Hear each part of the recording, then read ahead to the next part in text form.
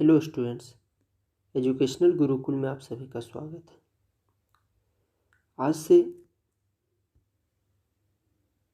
इस चैनल पर मैथ्स के 30 सैम्पल पेपर्स का पार्ट 1 और पार्ट 2 करके 2 पार्ट्स में सॉल्यूशन कराया जाएगा। तो आप सभी इसको देखना ना भूलें और लाइक, शेयर एंड सब्सक्राइब ज़रूर करें। तो चलिए शुरू करते हैं। फर्स्ट क्वेश्चन बोल रहा है, 2 APs have the common difference. The first term of one of these is -1 and that of the other is -8. Then the difference between their fourth term is. तो AP में हम लोग जानते हैं कि nth टर्म दिया जाता है, nth टर्म जो होता है वो an से रिप्रेजेंट करते हैं और ये होता है a + n-1 इंटू डी। यहाँ पर बात किया है फोर्थ टर्म का कि first term of one of these, यहाँ पर 2 APs है तो फर्स्ट AP का अगर फोर्थ टर्म का बात करें A4 इज इक्वल टू, अब इसका जो फर्स्ट टर्म है A -1 प्लस, अब यहाँ पर बोल रहा है फोर्थ टर्म तो 3D n is equal to 4 - 1। और अगर दूसरे AP का देखें A-4 तो ये हो जाएगा, इसका फर्स्ट टर्म दिया गया है -8 तो यहाँ पर ये हो जाएगा -8 + 3D। अब क्वेश्चन में देखते हैं कि क्या पूछा है, difference between their fourth term. तो यहाँ पर पूछा है A4 - A-4, तो यहाँ से देखते हैं ये हो जाएगा -1 + 3D माइनस ऑफ -8 + 3D। अब यहाँ से देखते हैं ये बन जाएगा -1 और ये +8 मीन्स ये 7 बनेगा और ये 3D और ये बनेगा -3D, तो वो कैंसिल आउट हो जाएगा। तो यहाँ पर जो डिफरेंस हमारा आएगा फोर्थ टर्म का, दोनों AP का फोर्थ टर्म का जो डिफरेंस आएगा वो 7 हो जाएगा। तो option number C will be correct answer. अब हम लोग देखते हैं सेकंड क्वेश्चन, बढ़ते हैं सेकंड क्वेश्चन की ओर। अब सेकंड क्वेश्चन देखिए, अब यहाँ पर ये गिवन है, स्टैटिस्टिक्स का ये सवाल है। अब इसमें ज़रा देखते हैं, मॉडल क्लास पूछा है और बहुत ही अच्छा क्वेश्चन है ये। अब यहाँ दिया गया है मार्क्स और नंबर ऑफ स्टूडेंट्स। अब यहाँ पर देखना होगा कि बिलो 10 को हम कैसे लिख सकते हैं क्लास इंटरवल में, बिलो 20 को कैसे लिख सकते हैं, बिलो 30, बिलो 40, बिलो 50, बिलो 60। सबको सबसे पहले क्या करना है कि क्लास इंटरवल में लिखना है। तो इसको लिखने के लिए हम लोग क्या करेंगे, अब बिलो 10 कहने का मतलब है कि ये 0 से 10 हम लोग लिख सकते हैं। बिलो 20 तो ये हम लोग लिख सकते हैं 10 to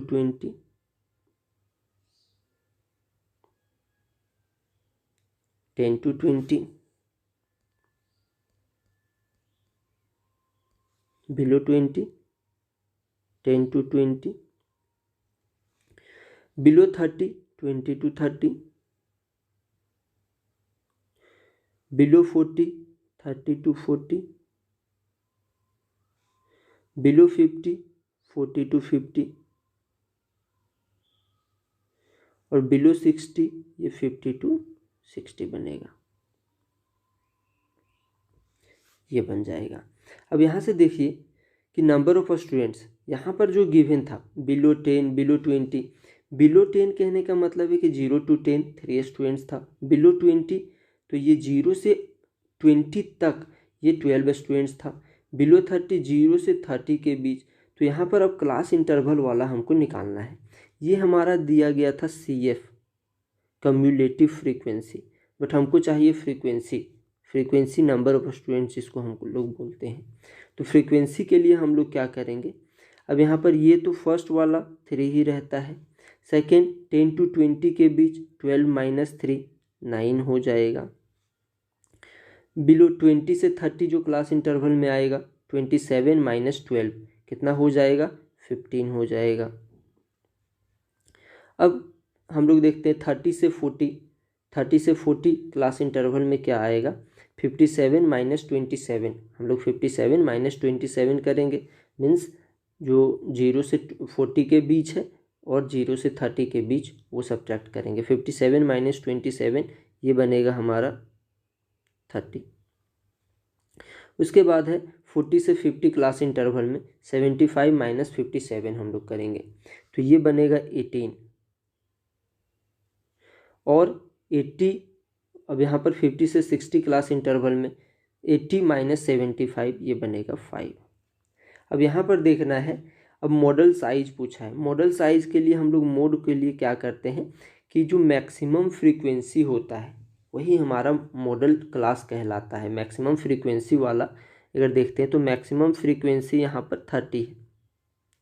30 के अगर हम लोग सीधा जाते हैं तो ये बनता है 30 से 40 क्लास इंटरवल जो हमारा मॉडल क्लास होगा, तो हमारा मॉडल क्लास बन जाएगा 30 से 40। अब हम लोग बढ़ते हैं नेक्स्ट क्वेश्चन की ओर। आई होप कि सबको समझ में आ रहा होगा। अब नेक्स्ट क्वेश्चन की ओर बढ़ते हैं हम लोग। Question number 3। क्वेश्चन नंबर 3 क्या बोल रहा है? Question number 3, if one of the zero of the polynomial 3x² + 8x + k is the reciprocal of the other, then the value of k। बोल रहा है एक जीरो जो है वो दूसरे का रेसिप्रोकल है, तो find the value of k। तो इसको करने के लिए जब भी रेसिप्रोकल वाला अगर क्वेश्चन आता है, अगर क्वाड्रेटिक इक्वेशन में जब भी रेसिप्रोकल वाला क्वेश्चन पूछे तो कुछ नहीं करना है, सिंपली एक जीरो को अल्फ़ा मान लेना है और सेकेंड जीरो को 1/α, ये हो जाएगा। अब यहाँ से प्रोडक्ट ऑफ रूट्स हम लोग कर देंगे। प्रोडक्ट ऑफ रूट्स क्या होता है? प्रोडक्ट ऑफ रूट्स होता है अल्फ़ा इंटू बीटा, बीटा के जगह 1/α, क्योंकि एक दूसरे का रेसिप्रोकल है, एक जीरो जो है वो दूसरे का रेसिप्रोकल है, तो alpha into beta means alpha into 1/α, c/a होता है। तो c के जगह है k और a 3, तो यहाँ से अल्फ़ा और अल्फ़ा कैंसिल हो जाएगा, तो यहाँ से जो k का वैल्यू आएगा वो 3 आ जाएगा। तो k = 3, तो यहाँ पर 3 जो है वो ए वाले ऑप्शन में है, तो यहाँ पर option number A will be correct answer. अब हम लोग बढ़ते हैं नेक्स्ट क्वेश्चन की ओर। Question number 4।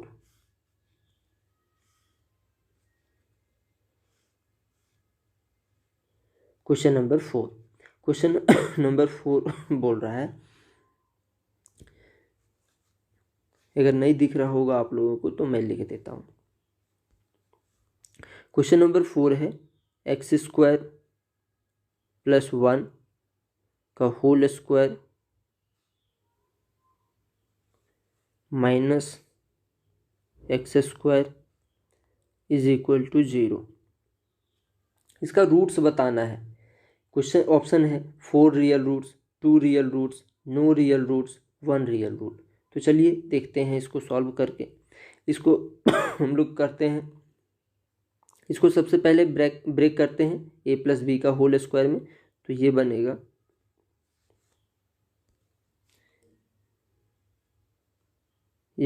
x⁴ + 1 + 2x² a² + b² + 2ab + 2x² - x² = 0।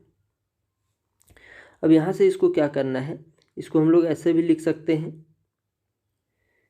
x² का स्क्वायर, ये x⁴ को लिख देना है x² whole to the power इसका 2 या स्क्वायर, प्लस ये बनेगा 2x² - x², ये बनेगा x² और ये +1 = 0। ये क्वाड्रेटिक में अब बन गया।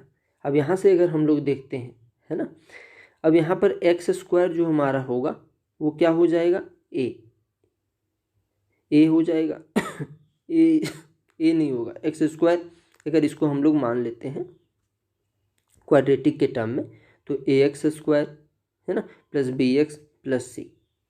तो यहाँ पर अगर हम लोग देखते हैं तो ए 1 हो जाएगा, बी 1 हो जाएगा और सी भी यहाँ पर 1 हो जाएगा। अगर कंपेयर करें हम क्वाड्रेटिक इक्वेशन से a x square plus b x plus c, तो यहाँ पर ए इज इक्वल टू 1 आएगा, बी इज इक्वल टू 1 आएगा और सी इज इक्वल टू 1 आएगा।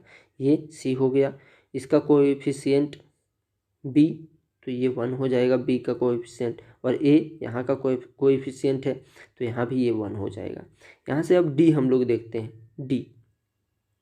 डी का वैल्यू निकालते हैं, बी स्क्वायर माइनस 4ac, तो बी स्क्वायर 1 का square minus 4a, 4 into 1 into c 1 into 1, तो यहाँ पर डी का जो वैल्यू आया, डी का जो वैल्यू आ रहा है वो 1 माइनस 4 माइनस 3 जो कि नेगेटिव लेस देन 0।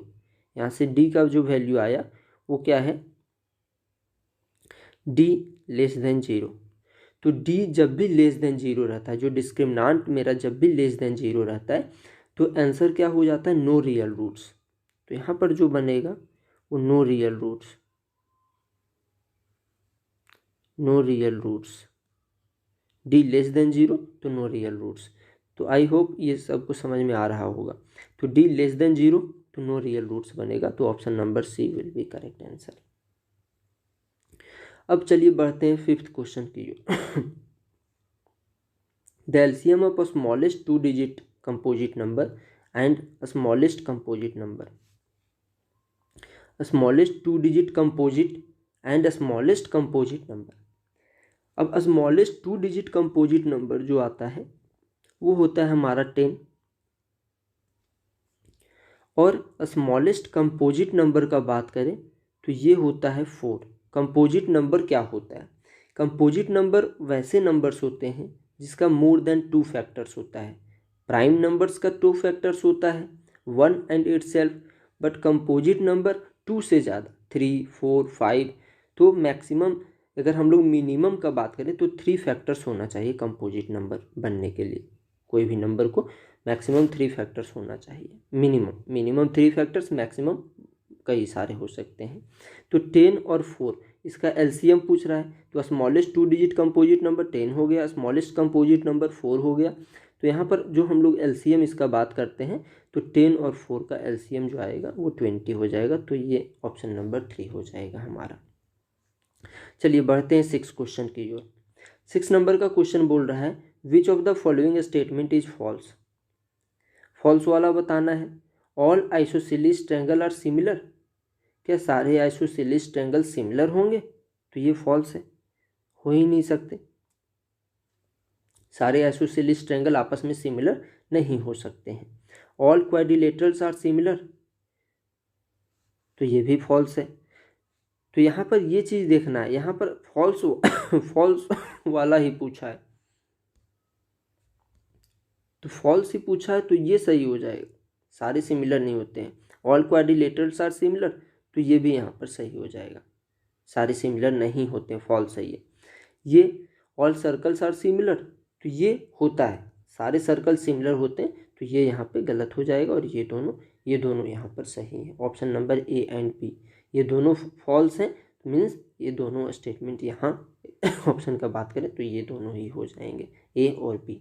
चलिए बढ़ते हैं नेक्स्ट क्वेश्चन की ओर, क्वेश्चन नंबर 7।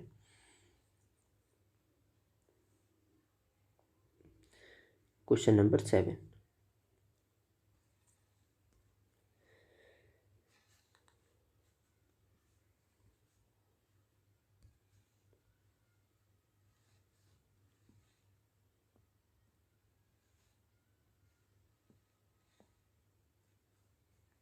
यहाँ पर क्या बोल रहा है question number 7, if a regular hexagon is inscribed in a circle of radius R then its perimeter is, if a regular hexagon is inscribed in a circle of radius r then its perimeter is। अब यहाँ पर देखना है कि perimeter पूछा है किसका, if a regular hexagon, hexagon का पेरीमीटर पूछा है और ये सर्कल में इंस्क्राइब्ड है। चलिए सॉल्व करते हैं। ये हो गया हमारा सर्कल और यहाँ से बोल रहा है क्या, रेगुलर हेक्सागोन।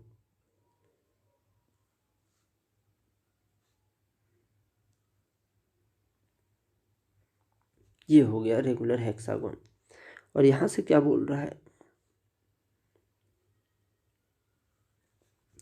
जो रेडियस हमारा है वो आर है, ये आर रेडियस का है। अब यहाँ से देखना है कि यहाँ पर ये कितना रेगुलर हेक्सागोन है, तो ये यहाँ से हम लोग हर एक वर्टिसेस से इसको मैच करवा सकते हैं। 1 2 3 4 5 6, यहाँ पर 6 जो ट्रायंगल्स बन रहा है इसके अंदर, तो यहाँ पर जो एंगल है दो रेडियस के बीच वो हम सबसे पहले कैलकुलेट करते हैं। तो वो कितना हो जाएगा, रेगुलर हेक्सागोन है तो ये 6 पार्ट्स में डिवाइड हो जाएगा। तो यहाँ का जो एंगल बनेगा, मान लेते हैं कि थीटा, तो थीटा जो एंगल बनेगा यहाँ पर वो क्या बनेगा, 360 डिग्री अपॉन 6। तो ये थीटा बन रहा है हमारा 60 डिग्री। अब 60 डिग्री, तो जब भी ये चीज़ देखिएगा कि जब भी कोई भी ट्रायंगल हो और इसका ये आइसोसेलेस ट्रायंगल हो और बीच का एंगल 60 डिग्री हो जाए तो ये इक्विलैटरल ट्रायंगल बन जाता है। मीन्स दो साइड्स और बीच का एंगल 60 डिग्री हो तो ये इक्विलैटरल ट्रायंगल बनता है और यहाँ ये भी आर ही हो जाएगा। मीन्स ये जो साइड हो जाएगा ये एक प्रॉपर्टी हो गया कि जब भी आइसोसेलेस ट्रायंगल रहे और बीच का एंगल 60 डिग्री हो जाए तो it will be an equilateral triangle. तो यहाँ पर ये साइड जो होगा किसका, रेगुलर हेक्सागोन का, वो आर बन जाएगा। तो यहाँ से आर सब जगह आर ये हो जाएगा, रेगुलर हेक्सागोन का जो साइड होगा वो आर हो जाएगा, तो ये 6 आर हो जाएगा। तो option number B will be correct answer.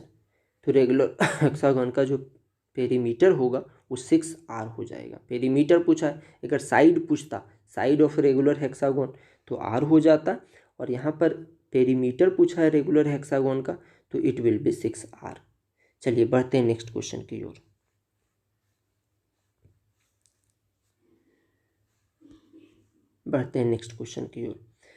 The value of expression cosec 75 plus theta minus sec 15 minus theta minus tan 55 degree plus theta plus cot 35 degree minus theta is.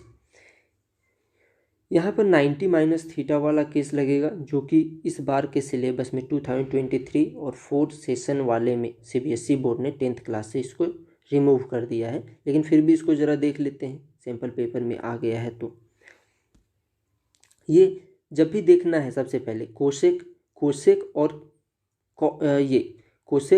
और सेक का 90 के फॉर्म में, 90 minus theta के form में combination बनता है और tan और कॉट का बनता है। तो यहाँ पर देखते हैं कोसेक 75 प्लस थीटा ये बन जाएगा सेक 15 माइनस थीटा। अगर इसको हम लोग सॉल्व करते हैं 90 माइनस थीटा करके, 90 से अगर सब्ट्रैक्ट करते हैं तो 90 माइनस 75 15 बनेगा और ये माइनस थीटा बन जाएगा। तो ये कोसेक 75 प्लस थीटा और सेक 15 माइनस थीटा ये कैंसिल आउट हो जाएगा, बीच में माइनस का साइन है। अब इसमें ज़रा देखते हैं tan और कॉट का बोला है, यहाँ पर हम लोग कॉट को ही चेंज करते हैं tan में।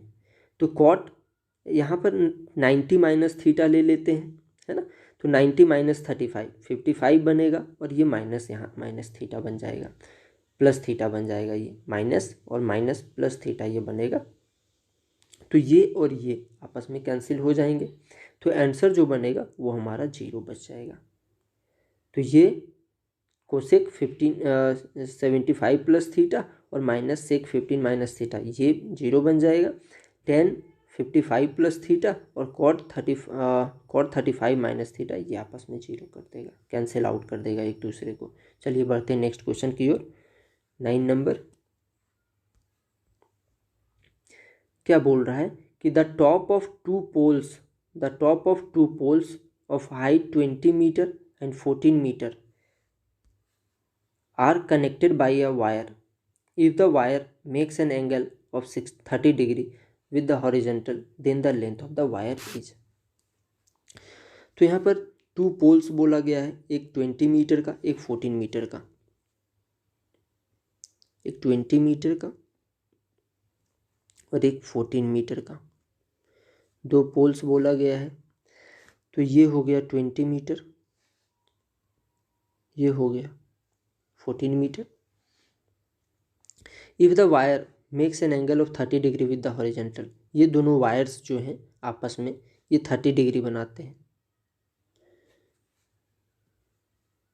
ये वाला एंगल 30 डिग्री, तो आपस में 30 डिग्री ये बनाते हैं with the horizontal. Then the length of the wire is, तो वायर का लेंथ पूछा है, ये वायर हो गया, वायर का लेंथ बताना है। तो चलिए इसको सॉल्व करते हैं। ये 20 टोटल था और 14 ये है, तो ये भी 14 हो जाएगा और यहाँ पर ये बनेगा 20 माइनस 14, ये 6 बन जाएगा। अब यहाँ से 10 का हम लोग 10 नहीं लगा सकते, यहाँ पर साइन का केस हम लोग लगाते हैं, p/h, ये वाला h आ जाएगा यहाँ पे, साइन 30 हम लोग लगाते हैं, sine 30 degree is equal to p की जगह 6/h जो कि निकालना है, तो यहाँ पर sign 30 1/2 is equal to 6/h और यहाँ से h का जो वैल्यू आएगा वो 12 हो जाएगा।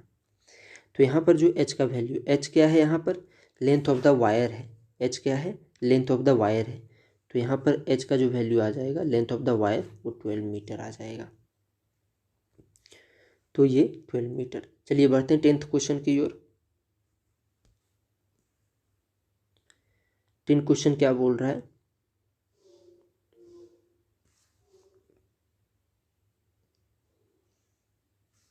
a ladder leaning against a wall makes an angle of 60 degree with the horizontal. If the foot of the ladder is 2.5 meter away from the wall, find the length of the ladder. Ladder है,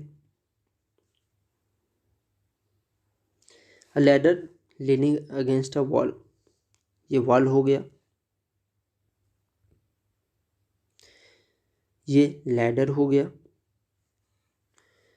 और ये 60 degree का angle यहाँ पर बना रहा है with the horizontal. If the horizontal, इसको बोला जाता है हॉरिजेंटल, ये होता है वर्टिकल, ये ध्यान रखिएगा।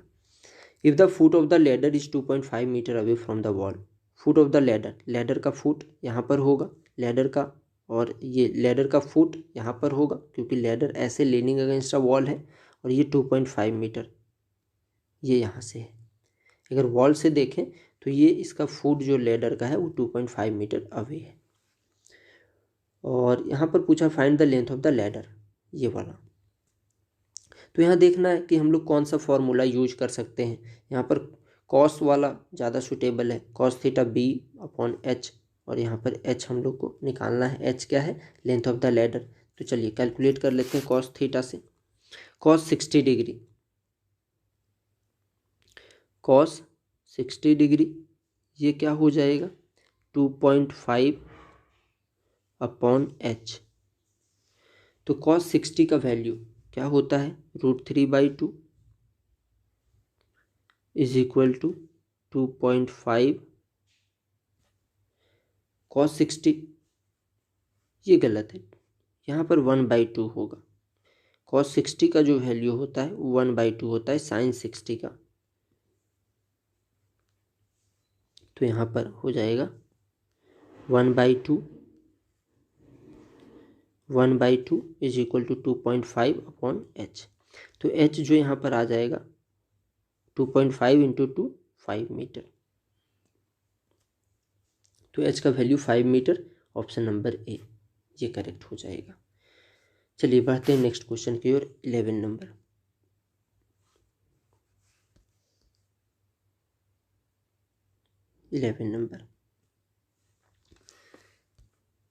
इलेवन नंबर क्या बोल रहा है, in the figure P Q is parallel to M N, P Q जो है वो पैरेलल है एम एन के, means K M N is a triangle and P Q is parallel to M N. K P by P M is given 4/13 and K N is 20.4, ये 20.4। Find the value of K Q पूछा है, तो के Q को x मान लेते हैं कि के क्यू इज x, तो क्यू एन क्या हो जाएगा हमारा 20.4 माइनस एक्स, तो ये क्यू एन जो हो जाएगा वो 20.4 माइनस एक्स, 20.4 माइनस एक्स ये हो जाएगा। अब यहाँ से हम लोग कैलकुलेट करते हैं, तो जब भी P Q parallel to M N होता है, थर्ड साइड के पैरेलल होता है, तो ये सेम रेशियो में डिवाइड होता है, हम लोग सिमिलैरिटी में पढ़ चुके हैं। तो यहाँ पर जो बनेगा वो K P by P M is equal to K Q upon Q N. चलिए इसको सॉल्व कर लेते हैं। 4/13 is equal to x upon 20.4 minus X, ये हो जाएगा। अब यहाँ से सॉल्व करते हैं हम लोग, ये हो जाएगा, बनेगा 13x is equal to 20.4 into 4, ये बन जाएगा 4 4 16, ये 81.6 बनेगा माइनस 4x। ये 4x को उधर ले जाना है, तो 13 और 4 17x इज इक्वल टू 81.6, और x जो हो जाएगा 17 इधर डिवाइड में हो जाएगा, 17 4 जा 68 पॉइंट, और कितना बच जाएगा 68 और 12 उधर और 1 13, और ये हो जाएगा 8 बार में, ये 8 बार में चला जाएगा, तो x का जो वैल्यू आएगा वो 4.8 आ जाएगा और यही पूछा है के क्यू, तो के क्यू 4.8, और ये सबको समझ में भी आया होगा। चलिए बढ़ते हैं नेक्स्ट क्वेश्चन की ओर।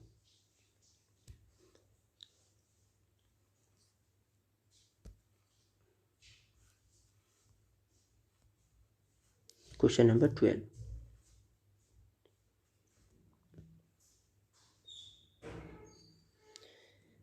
Question number 12, ratio of lateral surface area of two cylinder with equal height, height यहाँ पे इक्वल गिवन है, और ratio of lateral surface area of two cylinder with equal heights. तो चलिए देखते हैं, दोनों का एच हाइट ले लेते हैं, इक्वल हाइट है, तो सबसे पहले फर्स्ट सिलेंडर का लेते हैं, रेशियो लेना है 2πRh, lateral surface area of cylinder क्या होता है 2πRh, तो 2πr ले लेते हैं फर्स्ट वाले के लिए, और h ले लेते हैं हाइट, और रेशियो लेना है किससे, सेकेंड सिलेंडर 2π, और यहाँ पर r जो हम लोग वो स्मॉल ले लेते हैं, और h सेम हाइट है, तो h और h सेम ही रहेगा, तो h और h कैंसिल हो जाएगा, और यहाँ पर 2π कैंसिल हो जाएगा, तो ये रेशियो बचेगा r capital R ratio small r। तो ये या अगर इक्वल हाइट गिवन है तो रेडियस का ही रेशियो क्या हो जाएगा, लेटरल सरफेस एरिया का रेशियो हो जाएगा, टू सिलेंडर का जो लेटरल सरफेस एरियाज होगा तो वही रेशियो हो जाएगा r रेशियो r, तो C option will be correct. चलिए बढ़ते हैं 13 क्वेश्चन की ओर।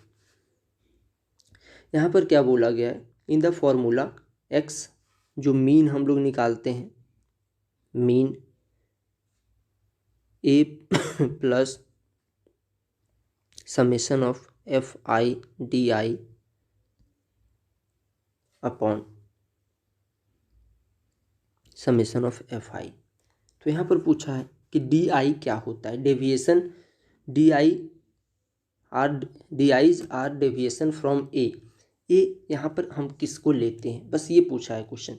ऑप्शन ए है lower limit of classes, B है upper limit of the classes, C है mid point of the classes और डी है frequencies of the class mark. तो यहाँ पर मैं बता दूँ, जब भी हम लोग लेते थे, मान लीजिए 0 to 10 है क्लास इंटरवल पहला, तो यहाँ पर जो एक्स आई हम लोग लेते थे वो क्या हो जाता था, lower limit plus upper limit by 2। तो ये अगर यहाँ से हम लोग निकालते थे एक्स आई, जो क्लास मार्क हम लोग निकालते थे, क्लास मार्क है ना, class mark is given by lower limit plus upper limit by 2, तो 5 हो जाता था ये। तो यहाँ एक्स आई में से ही हम लोग क्या करते थे, किसी को ए मान लेते थे और वहाँ से हम लोग डेविएशन कैलकुलेट करते थे। तो यहाँ पर जो ऑप्शन हमारा बनेगा वो mid point of the classes बनेगा। क्लासेस का मिड पॉइंट, ये क्लास इंटरवल था तो क्लासेस का मिड पॉइंट जो हम लोग लेते थे 0 + 10/2 दैट इज़ 5 एक्स आई, इसी में से हम लोग ए कैलकुलेट करते थे और फिर डेविएशन कैलकुलेट करते थे डी आई। डी आई क्या होता है, जो डेविएशन हम लोग कैलकुलेट करते हैं वो क्या होता है, एक्स आई, इन्हीं में से किसी को हम लोग एक्स आई को ही ए कर देते थे, एक्स आई माइनस ए। तो ये होता है डी आई का फॉर्मूला। एक्स आई जो कि क्लास मार्क होता है माइनस ए हम लोग एज्यूम्ड मीन डाटा जो हम लोग एज्यूम कर लेते हैं वो एज्यूम्ड होता है, एज्यूम्ड मीन होता है, तो एक्स आई माइनस ए। अब यहाँ से ये हमारा हो गया C option, mid points of the classes होता है जिसको हम लोग इससे कैलकुलेट करते हैं डी आई को। चलिए बढ़ते हैं नेक्स्ट क्वेश्चन की ओर, 14 number.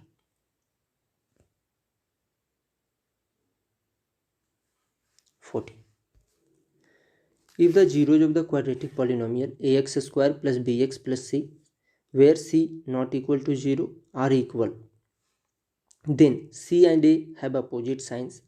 C and a have opposite, c and b have opposite signs. B option, C option है c and a have same sign, और D है C and B have the same sign। तो सबसे पहले देखते हैं, यहाँ पर दो चीज़ हम लिख सकते हैं, एक सम ऑफ रूट्स और एक प्रोडक्ट ऑफ रूट्स। तो चलिए लिखते हैं, और यहाँ पर बोल भी दिया गया है कि जीरोज जो है वो अल्फ़ा और बीटा वो दोनों इक्वल है, दोनों जीरोज इक्वल है। मीन्स यहाँ लिख सकते हैं हम लोग अल्फ़ा इंटू बीटा, अगर हम लोग सम वाला देखें, अगर प्रोडक्ट देखते हैं अल्फ़ा इंटू बीटा तो c बाई ए, और alpha plus beta sum of roots minus b upon A. अब यहाँ पर हम लोग देख सकते हैं कि अल्फ़ा और बीटा दोनों का वैल्यू सेम रखना है, मीन्स क्योंकि दोनों इक्वल है, या तो दोनों नेगेटिव ले सकते हैं या फिर दोनों पॉजिटिव ले सकते हैं। अगर दोनों नेगेटिव रखते हैं, दोनों नेगेटिव रखते हैं तो भी ये पॉजिटिव देगा, ध्यान दीजिएगा। अल्फ़ा को भी नेगेटिव अगर रखते हैं, माइनस में रखते हैं, और बीटा को भी माइनस में रखते हैं तब भी ये पॉजिटिव वैल्यू देगा। अगर अल्फ़ा को भी प्लस में रखते हैं और बीटा को भी प्लस में रखते हैं, क्योंकि दोनों जीरोज इक्वल है, तो ये जो भी +5 है ये भी +5 है तो भी ये प्लस वैल्यू देगा।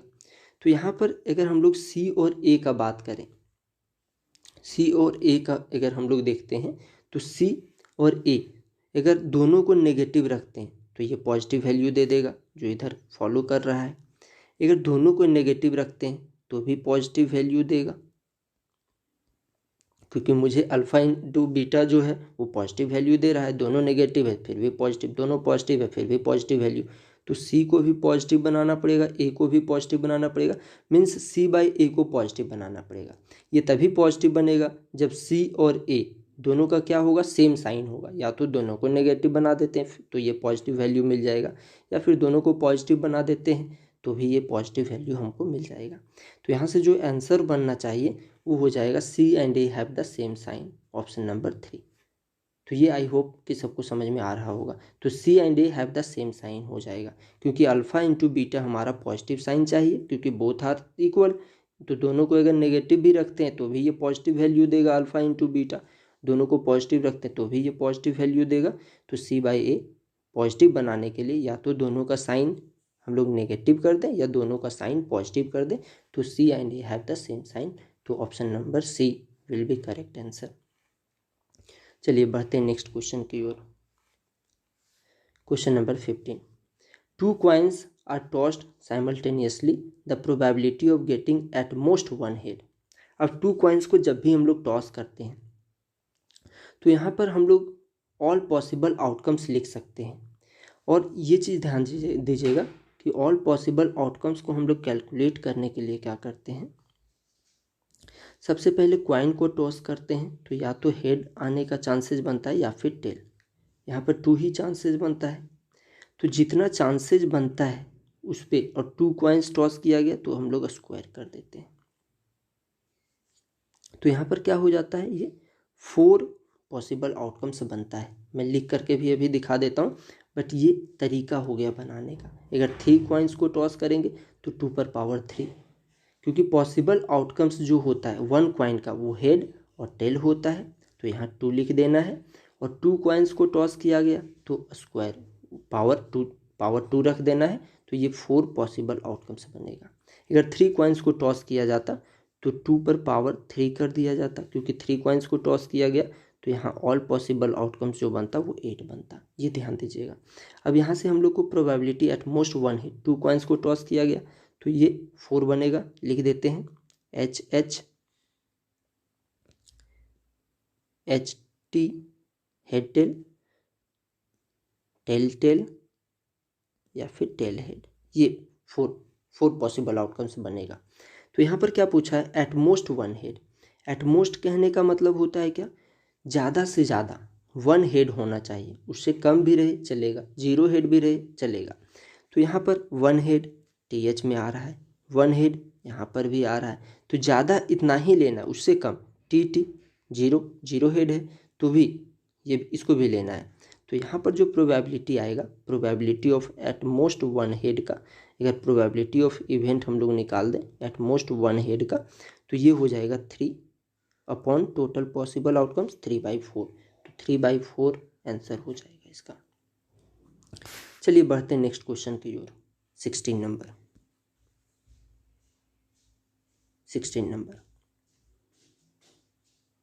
16 नंबर क्या बोल रहा है, someone is asked to take a number from 1 to 100, the probability that it is a prime is। अब सबसे पहले मैं यहाँ बता दूँ कि जब भी प्राइम नंबर अगर प्रोबेबिलिटी के केस में, तो ये याद कर लीजिए कि 1 to 50, just a minute,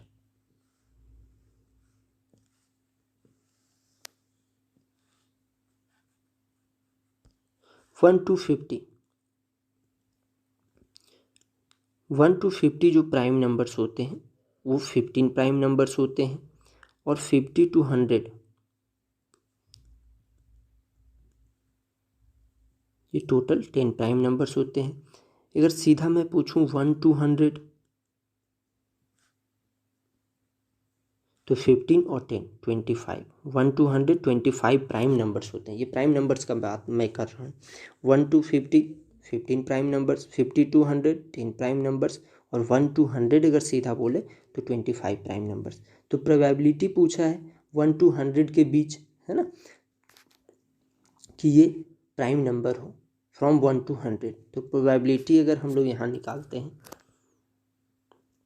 probability of prime number, है ना, प्राइम, तो ये कितना हो जाएगा 25, 1 to 100 के बीच 25 प्राइम नंबर्स अपॉन 100, तो ये हो जाएगा कट करके 25 4 टाइम्स में ये 100 होता है, तो 1/4 बी ऑप्शन। तो बी ऑप्शन हमारा करेक्ट हो जाएगा। 17 नंबर हम लोग देखते हैं।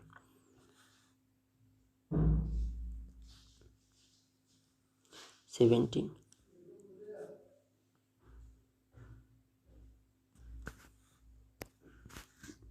for which values of p will the lines represented by the following pair of linear equations be parallel। Equation दिया गया है, 2 इक्वेशन गिवन है, 3x - y - 5 = 0, 6x - 2y - p = 0। और इसका ऑप्शन फिर गिवन है कि कौन सा वैल्यूज हो सकता है। All just all real values except 10, C 5/2, 10 या 1/2। तो चलिए इसको करते हैं। तो जब भी pair of linear equations given है तो इसको अगर पैरेलल के लिए हमको लिखना है तो क्या हम लोग लिखेंगे, ये क्या होता है, a1x plus b1y plus c1 is equal to 0। Second वाला होता है a2x plus b2y plus c2 is equal to 0। जब भी दो pair of linear equations given होता है तो यहाँ से a1 a2 b1 b2 c1 c2 ये सबसे पहले लिख लेते हैं। तो पैरेलल के लिए हम लोग क्या लिखते हैं, याद होगा सबको, a1/a2 is equal to b1/b2 not equal to c1/c2, ये होता है। अब यहाँ पर देख लेते हैं a1 क्या है तो 3 है, b1 क्या है -1 है और c1 क्या है -5 है, a2 6 है, b2 -2 है और c2 -1 है। तो चलिए यहाँ पर पुट कर देते हैं, a1 3, a2 6, b1 -1, b2 -2 not equal to c1 -5 और c2 -p। यहाँ पर हम लोग देख लेते हैं, यहाँ पर अगर हम लोग किसी एक के साथ भी अगर इक्वेट करते हैं 1/2 के साथ -5/-p को करते हैं तो p का जो वैल्यू आएगा वो नॉट इक्वल टू 10 आएगा। यहाँ से अगर आप कैलकुलेट करते हैं इतना को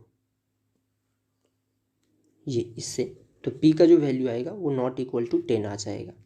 तो यहाँ पर option number A all real values except 10, तो ये हमारा करेक्ट आंसर हो जाएगा, ऑल रियल वैल्यूज एक्सेप्ट 10, क्योंकि p नॉट इक्वल टू 10 है। चलिए बढ़ते हैं नेक्स्ट क्वेश्चन की ओर। 18 नंबर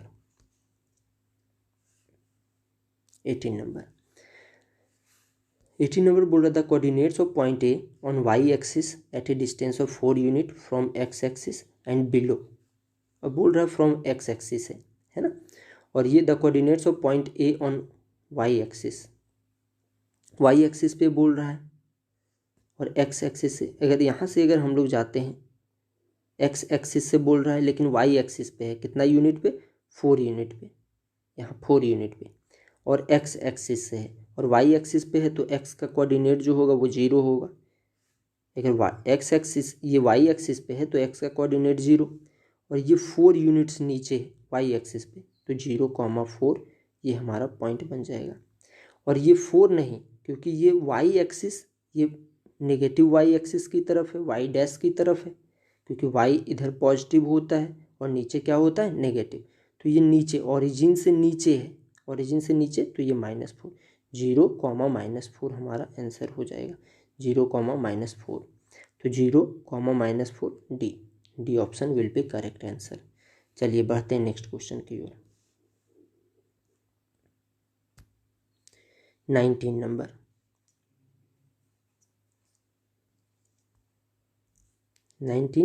असर्शन और रीजन है, तो देखते हैं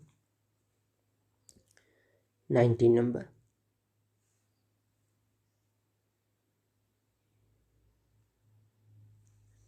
क्या बोल रहा है, असर्शन है if a wire of length 22 centimetre is bent in the shape of circle, the area of circle so formed is 40 centimetre square. और रीजन बोल रहा है circumference of circle length of the wire हो जाएगा। कोई भी wire है, ये लेंथ बोल दिया 22 है सेंटीमीटर, 22 सेंटीमीटर, ये 22 सेंटीमीटर है, ठीक है। अब यहाँ से इसको सर्कल के फॉर्म में शेप कर दिया गया ऐसा कुछ, और एरिया बोल दिया कि 40 सेंटीमीटर स्क्वायर बन रहा है। चलिए देख लेते हैं। तो जब भी ये बनेगा रीजन अगर बात करें circumference of circle, length of the wire, ये सही हो जाएगा क्योंकि इसी को बेंड करके ये क्या किया गया है कि सर्कल का फॉर्म में किया गया है। तो ये रीजन तो सही है कि सर्कमफेरेंस ऑफ सर्कल जो होगा वो लेंथ ऑफ द वायर होगा। अब कैलकुलेट करते हैं ये एरिया को।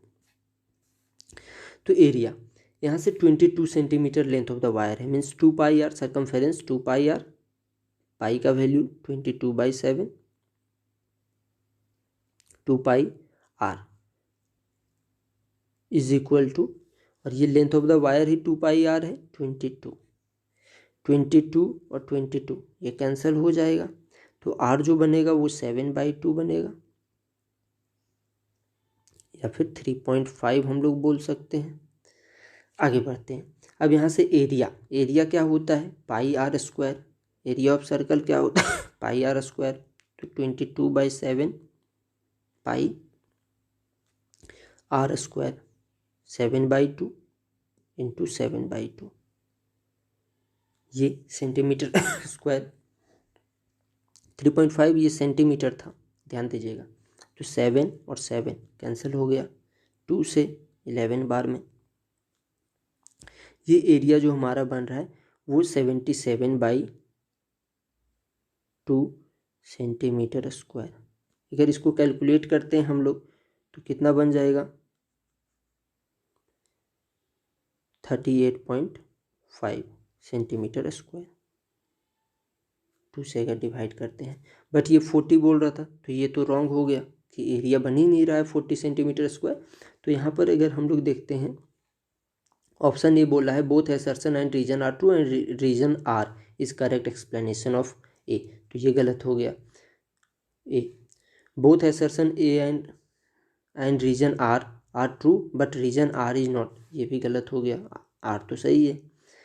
assertion A is true but region R is false, assertion A is false but region R is true। तो ये ऑप्शन नंबर डी हो जाएगा, assertion A is false but region R is true। अब 20 वाला हम लोग देखते हैं। 20 वाला क्वेश्चन देखते हैं। assertion क्या है, the slant height of the frustum of a cone is 5 centimeter and the difference between the radii of its circular ends is 4 centimeter, then height of the frustum is 3 centimetre. ये assertion हमारा given है, ये assertion given है। और reason क्या है, slant height of the frustum of cone is given by L is equal to √R minus R का whole square plus H square. तो चलिए देख लेते हैं, यहाँ पर हम लोग पुट करके देख लेते हैं। L is equal to R, तो यहाँ पर दो रेडियाई गिवन है, 5 सेंटीमीटर और 4 सेंटीमीटर। तो 5 माइनस 4 1 का स्क्वायर प्लस H गिवन है यहाँ पर हाइट ऑफ द फ्रस्टम 3, तो 3 का स्क्वायर। तो L जो बन रहा है वो 9, और यहाँ पर अगर हम लोग देखते हैं the slant height of the frustum of cone is 5 centimetre and difference between the radii of its, अच्छा डिफरेंस गिवन है, डिफरेंस यहाँ पर difference between the radii of its two circular end ये गिवन है, और हाइट स्लेंट हाइट यहाँ पर given है, और फिर हाइट ऑफ द फ्रस्टम पूछा है, ध्यान दीजिएगा। तो यहाँ पर ये ऐसे नहीं होगा, जस्ट अ सेकेंड।